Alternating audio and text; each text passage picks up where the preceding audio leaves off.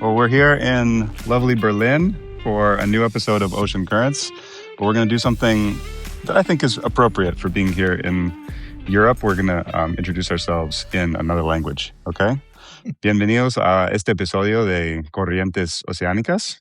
Soy Miles de la Asociación de la FOA y estamos en Berlín con los compañeros aquí. Es un placer estar aquí con vosotros. Hans-Michael Weiß aus Deutschland. Ich begrüße auch alle und freue mich, dass wir endlich mal uns live sehen können. Hej, jeg er Anne. Jeg kommer fra Danmark, og det er rigtig dejligt at se jer alle sammen. Det har været skønt for første gang i lang tid at mødes. Og jeg hedder Gitte, og jeg er også fra Danmark og taler dansk og engelsk. Så og jeg er med i FOA. Og Jens, bienvenue. Je vais faire l'introduction française d'abord et c'est un plaisir d'être ici à Berlin pour un épisode de Ocean Currents avec plusieurs de nos collègues qui sont venus de divers points de l'Europe. Jens Gute for FOA og vi kommet sammen i Berlin for å sette sammen en episode av Ocean Currents, så vi prøver å få introdusert oss på flest mulige språk. Agora dá pra gente bater papo, né? So it's wonderful to be here with you all. It's really, really cool. I'm just personally very honored that you all came to Berlin. But I do have one thing to say that we should clarify before we start this episode, which is the FOA is not paying for my world tour to come visit with nice people all over the world to record Ocean Currents. I just wanted to clear that up right off the bat. We have Jens here, the treasurer. He can attest to this. I'm actually here on vacation, and everybody decided to come to Berlin to get together, which is really cool. So, and we have also not been paid No. by FOA. No. Exactly. And I've got all the attempts on the charge to the phone. So Yeah. I tell you, it ain't happening. It was never asked. fantastic. So, I have a question actually for you, Anne, to start us off. Okay. The last time we spoke, which was online, you were the vice presidential candidate for the Yes. FOA. Yeah. How is it now being VP? How's everything treating you? I think it's fantastic. To be honest, I think it's really good. There's a lot of work to do. And if my calendar wasn't full before, it certainly is now.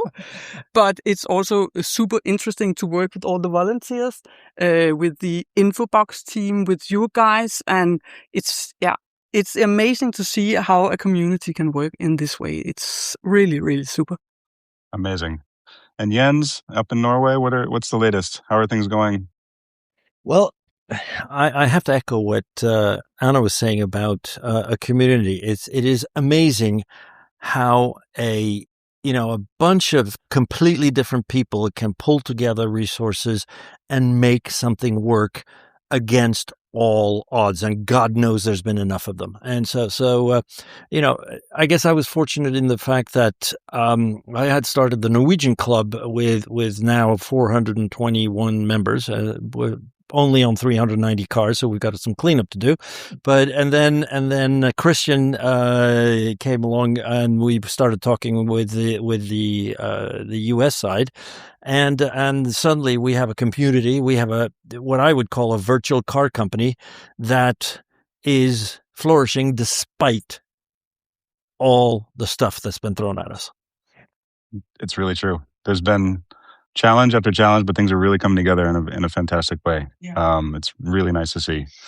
Are the people would you say, Gita, that the people in Denmark that you're speaking to, are they happy now? Have things kind of turned a good corner and you're getting people saying nice things? And I think they feel more safe because they can have their cars fixed when they break down, and unfortunately they do, and they can have other owners to talk to. We have a very tight community. I think I would say I think half of the Ocean owners are in the same Facebook group, so they can share all their knowledge and help out each other, and it's like a small community within the community. mm-hmm. Yeah. I've noticed that like each community has its own kind of culture to it, right? Like I really feel like I need to go someday to Norway to see this intense FOA presence in Norway. It just seems like a really, really amazing community, and likewise in Denmark. But I've actually had the opportunity here in Germany to meet some of the members, which is really cool. Luckily, we've just met in person, but I've also had a chance to talk to a few FOA members here in Germany. Mhm. What's your impression of how things are going here in Germany? I think the way the Norwegian and the Danish people are doing it are better than in Germany. We have got 600 to 700 cars, and not a real good community like this. There is a forum, and a lot of them are against FOA. Or not a lot, but some well-known person, I don't tell the name here, are coming from Germany, and they are not so well speaking about FOA and overloop and American Lee is wonderful, everything, and we have to fight. But there is a small community, and everybody can reach out to us. Us means me as a German country liaison and my friend Ralf Hartmann, who is on the same position in the eastern part of Germany. And so we do our work. But when I hear Facebook group, 300 people, and when I know what about Danish people, we don't have this community like you do. Right. We would happily help you create that. I don't know if it's a good idea because the people are different here, and the country is very big. Norway is a small country. Very much so. Just big country, but few people. We have 80 million people, and it's really difficult to travel. I have to come by plane to here. Right. Okay. Yes. Yeah, it is quite big. I think we had a very interesting situation happen here in Germany, though.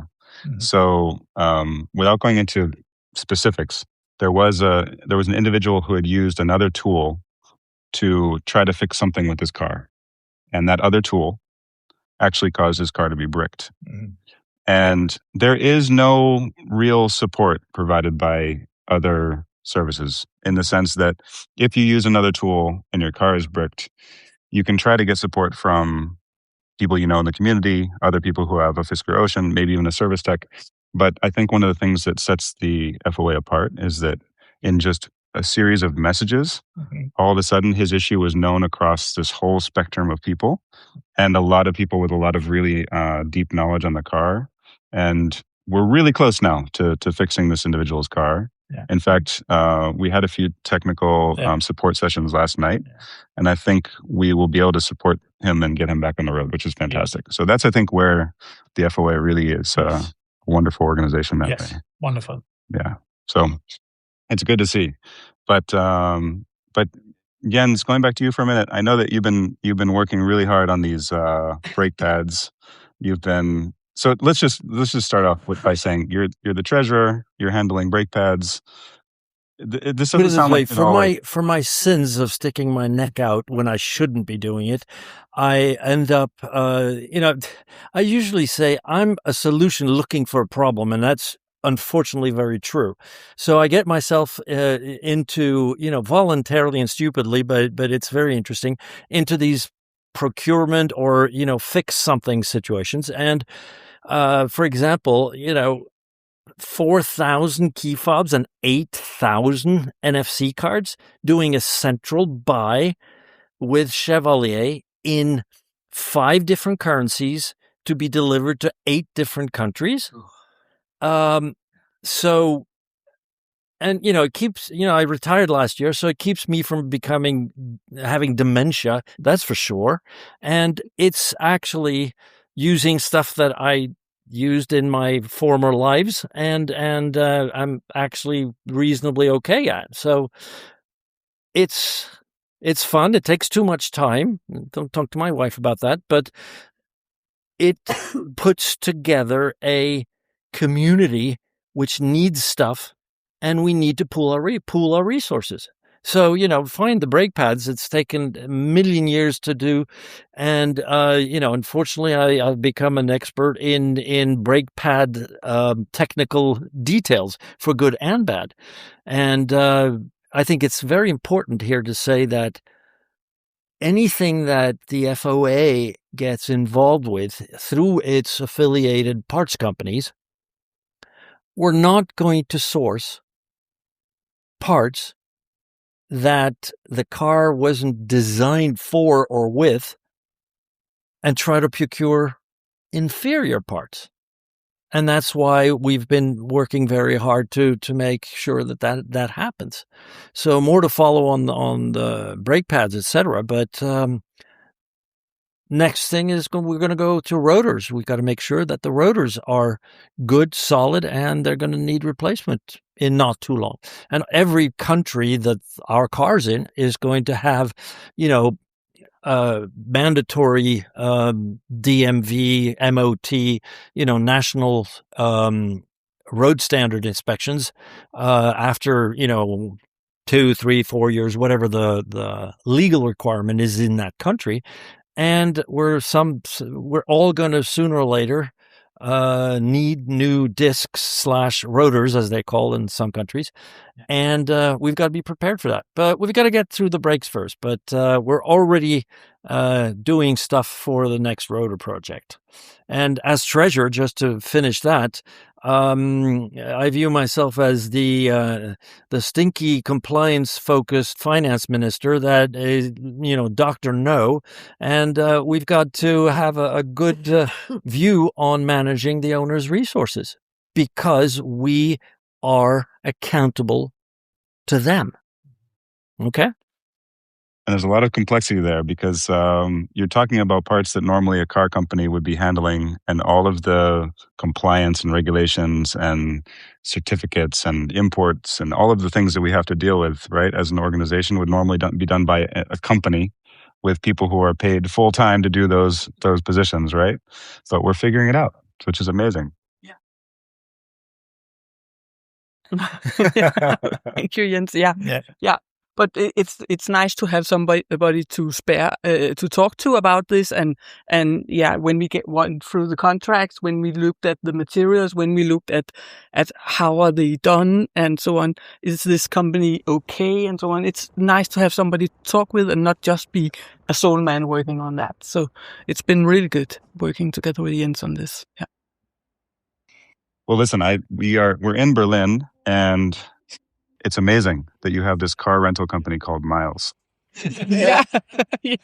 I mean, I feel like, this is my destiny. They're calling me. They're telling me I should rent their cars. But there's one problem. They don't have any Fiskers. No. Actually, I haven't seen, and I've been here for 2 days now, but I haven't seen a single Ocean anywhere in the city, which I think there's only 4 or 5 members maybe in the downtown area anyway. So more in the western part of Germany. Okay. And in the south. Okay. We do have, because, in Tideway, we sold some parts to Fisker owners in Berlin, so they are here. They're here. And Anna's Fisker's here. My Fisker is here, yeah. Okay, good. Yours is here. Yes, in the basement. Yeah. I was actually hoping when I was walking up the street that I would see it parked outside, but you have it in the garage. Yeah, it is. Yeah. So, yeah. I've seen a lot of BYDs, Teslas. I've seen a lot of... There's some really nice cars here in Berlin. But I have yet to see any other Fisker Oceans here. I'm wondering, like, if you're in Copenhagen, for example, like, do you see a lot of them?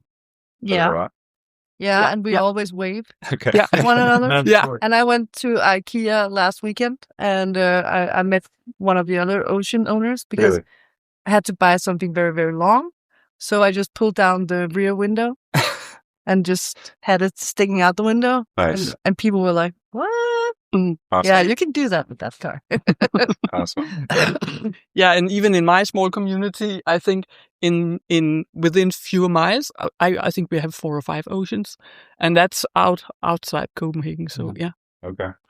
I always been asked, what is this for a car? I never seen this. Yeah. Exactly. Yeah. But then there is a 10-minute talk, and the people are, wow, solar roof and four-wheel drive and so fast and not regulated down. It's nice to drive the car on German Autobahn, I can tell you. Yeah. Actually, Michael should say a little bit about that because I live in a very regulated, road-regulated country. So the German Autobahn speeds that Michael speaks about is just something that we don't see unless you want to go to jail, but that's another story. But Michael has tested his vehicle at speeds that the rest of us probably would do on a racing track. And I think that that's really interesting because it's, can you tell us, it's held up very well, hasn't it? Yes, you can go like on the rail. It's driving wonderful. I always go around 200 kilometers, and this is no problem with this car. I have a way to go to the Netherlands, and there is an Autobahn. There is no limit. Wow. I can always drive as I like. Okay. The only problem is that it's cut it at 208 kilometers. Yeah. That's not so nice. No. An hour, but I don't speak about how much kilowatt I use for this. Yeah. Just make everybody aware that that's 125 miles an hour for you on the other, you guys and girls over on the other side of the Atlantic. So that's serious driving speed. Yes. Yeah, but my Porsche did 270. Wow. No problem. Are you serious? Yes. 270. Yeah. Unbelievable. Okay. That's great. So 1.6 is 168 miles an hour. Yes. Yeah. Yeah, but safe. It's safe on German roads, I think. Yeah. We do not have more people injured or killed than other countries. No, exactly. Yes, and the people are more, I don't know the English word, looking around and driving sure. Disciplined. Disciplined and not sleeping at 80 kilometers on the other side. Yes, that's my opinion. And then you cross the border to Denmark, and people are not disciplined at all. Yeah, very bad drivers. Okay. That's it. Yeah. We have a lot of differences state by state in the U.S. And I go every summer actually, I start in North Carolina in the south, and I drive. This summer, I'm going all the way to Montreal, which is going to be an amazing drive. It's a really long distance. But the drivers in Maryland, unfortunately, are known for being really bad. And the drivers in New York, as everyone can imagine, are very aggressive. So it's like everywhere you go, up into Boston, they're really aggressive. And then in Vermont, it's very relaxed and calm and easy, all the way to Montreal. So it depends on the region. In the U.S. right now, we have these auction sites that are very active because all the chase cars, people, they're buying them back and then they're putting them out on this auction. And a friend of mine messaged me the other day and said, "Listen, there's one in California right now for something like $8,000. No, and it's an Ocean One. It's basically the same car that I have now, but for a price you can't even believe." But it's so there's no it doesn't work. The battery's totally drained. They don't know how many miles are on it. It's in an unknown condition. Great car. But we have a plan. I've been with these cars for long enough now where I know the steps to follow, and so I'm just waiting for it now to be delivered to. Actually, this is really cool. So it's in California. I'm on the opposite end of the country. Okay. And so you have to get the car off of the auction site into, they have to tow it somewhere immediately. They don't waste time. Like once you bought the car, you give them an address and they put it on a truck and they deliver it. And I'm not going to have them deliver it all the way across the country. They would charge me a lot of money for that. So Chirag from FOA, I reached out to him and he's close enough to the auction site. So I said, "Hey, listen, do you mind if a car gets delivered at your house? And he was like, no, not a problem. That's fine. He's like, by the way, I have an extra 12-volt battery. I can pop the hood. I can test it out. Like, we'll run some diagnostics. No problem. So in the next few weeks, we're going to be remote. I'm going to be remote calling over to Chirag and seeing what's going on and figuring it out. It's going to be a lot of fun. Yeah. You know what the name of this car must become. What's that? It's going to be called Forrest Gump. It's like a box of chocolate. You don't know what you're going to get. I like that. It's got a brand new name. That's great. I love that. Yeah. But I think that's actually what FOA also can help with. All these new owners coming in, we can help them. They can search for what is this vehicle, what are the problems. Right. We have solved a lot of these problems, so we can give some kind of security for new owners, right. and helping them onboarding. I've been onboarding a lot of Danish new members here and telling them this is the issues with the car. We will help you with it in FOA. So don't worry, we are here. We have your back almost. Yeah, but it is that. Yeah, I get about 3 phone calls a week based on somebody finding our closed FOCN, the Norwegian Facebook community group, where we only have owners. And on the title, when you get rejected, is saying this is for owner only. If you want information, here's who you call or what email you send. And then I get requests, and then I end up talking to these people. And I say, it's a fantastic car if you meet the following criteria. 1, you have been known to tinker a little bit with a car. 2, it's a hobby, an involuntary and extended hobby. So you have to have a community spirit. And then I tell them there's about 5 Achilles heels with this car that you, depending on the state of the car that you're considering, you have to mend these water pumps, door handles, waterproofing, blah, blah, blah, blah, blah, and door, key fobs, blah, blah, blah. And then they come back, okay, I bought it. What do I do now? I just say, you become a member of the FOA, then you can get access to discourse, you can do this, and the other. An example, last week, I had a guy in my front yard, updated him to he had become a member, and updated him to PKC 21, and showed him around. And this guy is a mechanic at Bentley in Norway, and there's less than 300 Bentley cars. So he was like, cool, I want to be part of this. That's great. That's great. It's a certain type of person, right? Exactly. Yeah. I think the car is well built. It is. It will.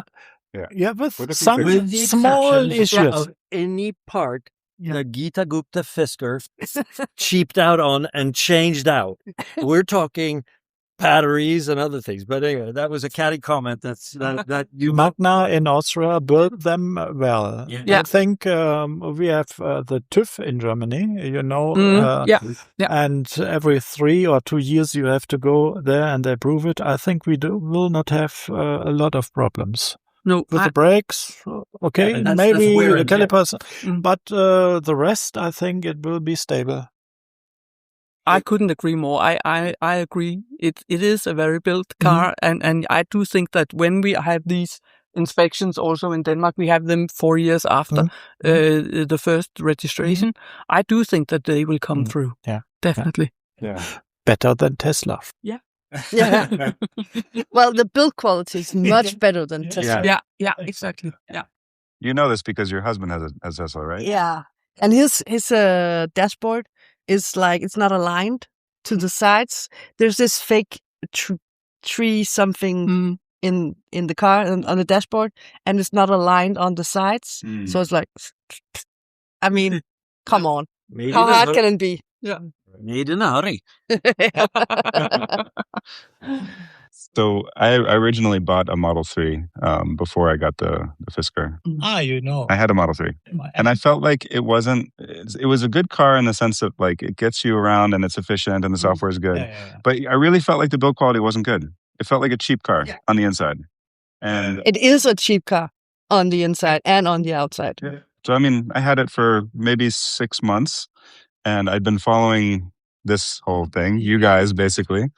And I decided, why am I going to drive this car that I don't really love and I'm not really that excited about, and have this opportunity to try something like the Ocean? So I actually sold it, went up on a tow truck, and within a few days went down and bought the Ocean. So couldn't be happier with it. I'm very happy. I've been to New York and took a Tesla up there at John F. Kennedy and drove 1,600 miles around Washington and all this stuff. And afterwards, I decided to buy an EV. And then I looked around in Germany and Europe. Which EV? No Tesla. Because of, Elon and this.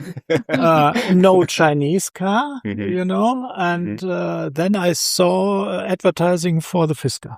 And I said, that's the car. Yes, built in Austria, designed by, I think, Danish. Yeah. A Danish guy in California. And then I've been to Graz. And on the table next in the restaurant, there was Henrik with Gita. And I saw her family, the Indian person. I said, Das Gupta, a rich family. Nothing can go wrong with this. Yeah. Nothing. Nothing. Yeah. Yeah. And so I bought 10,000 of these shares. Oh, wow. Yeah. Now, not only did you pay full price, but you also full price for the car. shares, but, €6 today. Yeah. Michael was talking about meeting Henrik, and I just wanted to share my meeting with Henrik because it was kind of cool. This was in 2022 at the big Nordic EV summit, it's called, and that was the first time I physically saw the car that I had ordered, and there stood Henrik. So I went up to him and I said, "Order number 3783, where's my car?" And he didn't blink, and he said, "Nice to meet you too."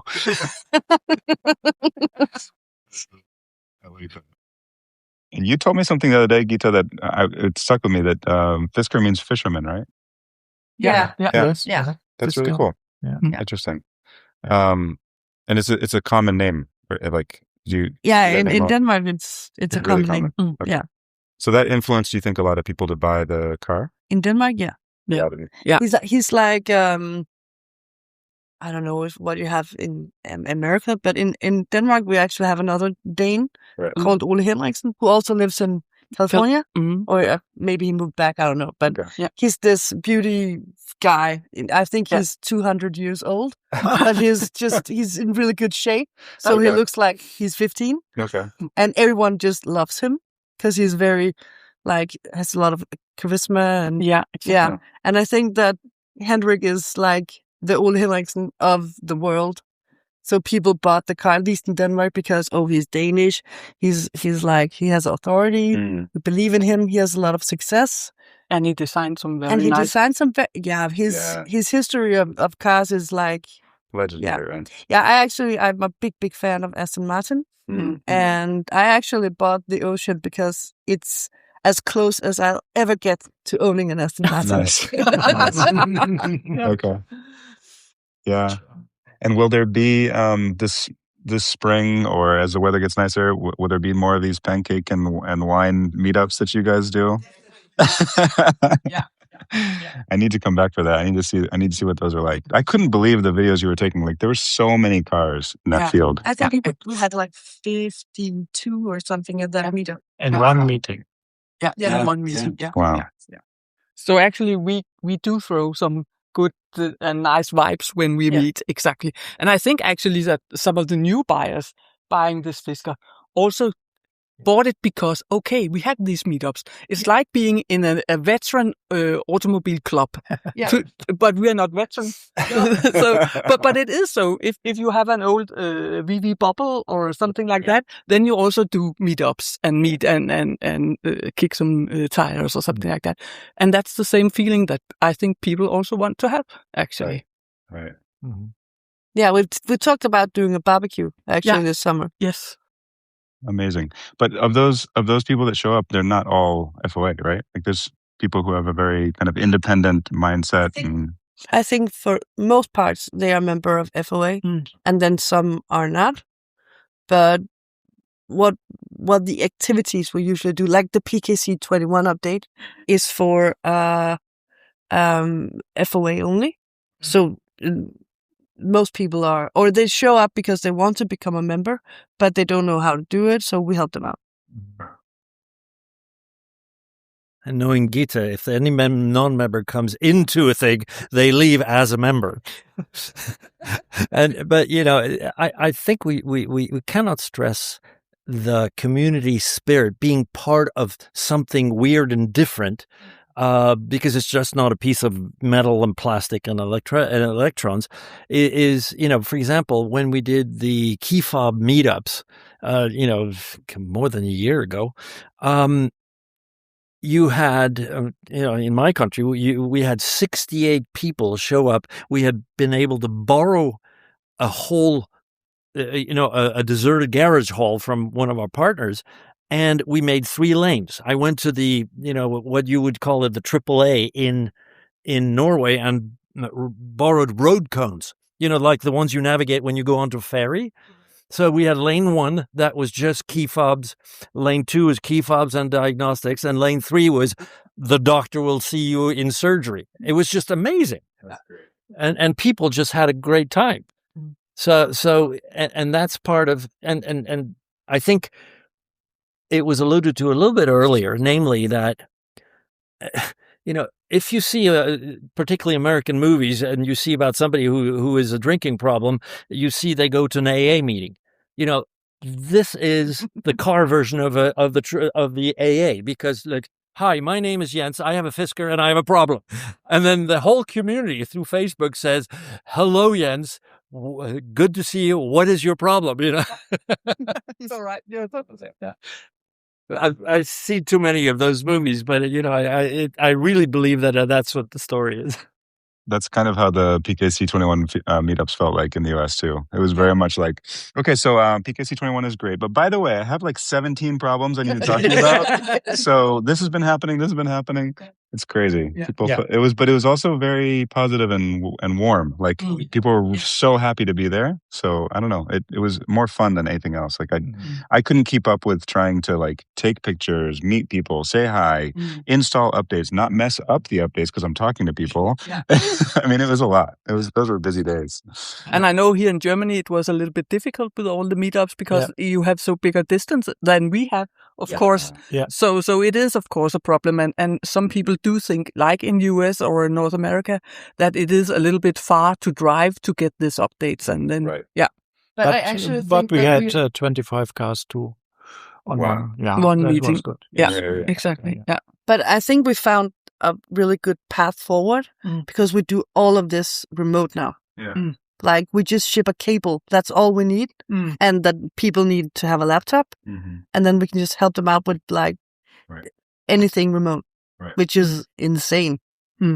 But why do you ship the cable?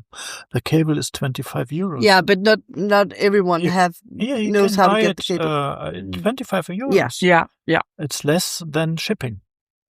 Agreed. But there are people, at least to our knowledge, that is not so tech specs guys, if you could say so. So they rather have a box with the cable shipped. So okay. Than trying to find something on Amazon or something like that. Yeah. Yeah, we will have meetups again when 21 final edition there will be. Although my one is doing fine. I do not have any problems with the 21.3. Good. No, nothing. So when we think about the FOA and like the North American FOA and EU, right? There have been some challenges, I think, and I think one of those things is creating enough content like that's appealing to an international audience, so that it's not so US focused. For example, that's why I really was excited about getting together to record this episode with you all. What are your thoughts about how we could make the experience better for owners in the EU? Like, what do you hear from people who say, discourse, I can't follow the conversations, or I'm not so good in English, so I really can't follow like all of the content that people are posting. Like, what would you suggest in terms of making it more open to everyone? I do think actually that we are on the right path for that, because we made this course with a opportunity to choose your native language for much of that, and I think that helped Europe quite a lot, especially when you're not so well spoken in English or so unsure about that. So I have a lot of Danes that I guide to where you do this setting in this course, and that helped them a lot, to be honest. So if small walkthrough on a PowerPoint or whatever with the pictures, do this, then I think actually you are very well. In our newsletters, you can also go down and you can choose your native language. So I think we did try to meet some of the things that the European owners at least raised as a problem. So, and I think the owners of Fisker Ocean are people not on a bad language. The most of them are speaking English. It's my I think so. You are coming from countries where English is better than here in Germany, but in Germany most people I know speak English. That's not a problem. It's more a problem of politics, I think. The actual politic is not good for doing something together, EU and US, and it's not the FOA, it's not the discourse, it's more a thinking generally, I think, what makes the problems. I think, as I see here, member of a board, European, more Europeans than US guys. Yes. What you like more? But I also actually think in this more than 8 months that I've been at the board now, that we have closing the gap between NA and Europe. Good. I actually feel that has been happening. Good. There's also, I think, something with the owners, because the original owners, they bought a car, and at least for the European owners, they expected, like, if you buy a BMW, you get the service, you have somewhere to get your car fixed and everything, parts, etc., etc. And then they went bankrupt, and people were like, "Oh no, what do I do now?" And they had some expectations for the car, and then they sold it because it didn't meet their expectations. So the new owners that are coming in, they know of this. They have to be part of the community. That's right. Things are maybe a bit slower to get parts, etc., but we will fix it. So their mindset is like, okay, this is another experience. I can do it. So I think that, switching out some of the original owners is also helping. Let me try to go. I've got a couple of perspectives. Further to what Gita was saying is a lot of the original owners, some feel they were screwed, and there's a certain bitterness. And, we spent quite a bit of time to saying that FOA is not Fisker, number one. Right. Number two, I think that, plowing a new road is hard work. It takes twice the time that you expected, because one is an optimist, and we should then become, time pessimists and say, "Oh, this is going to take 9 months," when you think maybe it's going to take 2, but it ends up taking 9 months, and that's one thing. But also to the politics that Michael was referring to, I think that, as Anna also was saying, we're closing the gap, but we also have had huge delays, which we've worked hard to close. And yes, the FOA is now has delivered OLP, and it works. And the FOA has worked on the Pulse project.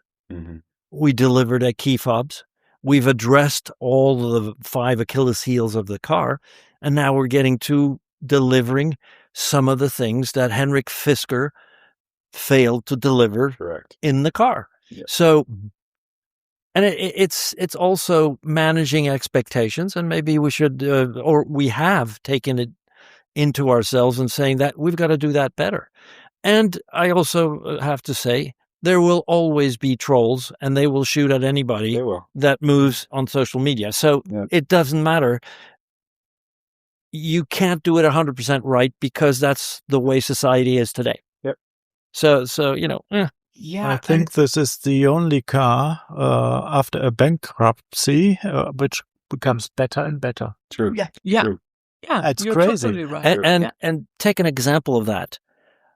There is no car brand in the world that has a diagnostic part of the app they deliver the car with. Yeah. Okay, because we've had to do it, because we've had to reverse engineer everything so that we could legally put an app out there. Yeah. And we can also do the diagnostics. That is completely insane. We're running a volunteer-driven virtual car company. That's what the FOA is. Yeah. So, give us a break when we sort of don't do things right fast enough or blah, blah, blah.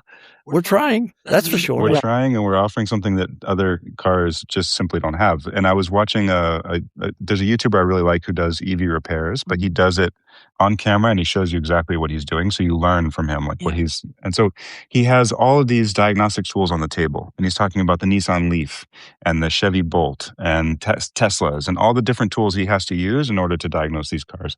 And he actually mentions the Fisker Ocean as being this incredibly difficult car to work on because it uses different diagnostics, and I don't have those tools. And I'm sitting there watching the video just laughing to myself because I'm like, it's actually really easy. We all have it.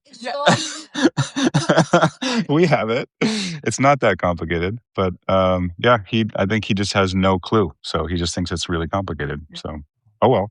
Well, we thought it was complicated like a year ago. Yeah. So, I mean, I used to be a banker and a regulator. Now I'm programming cars to update PKC.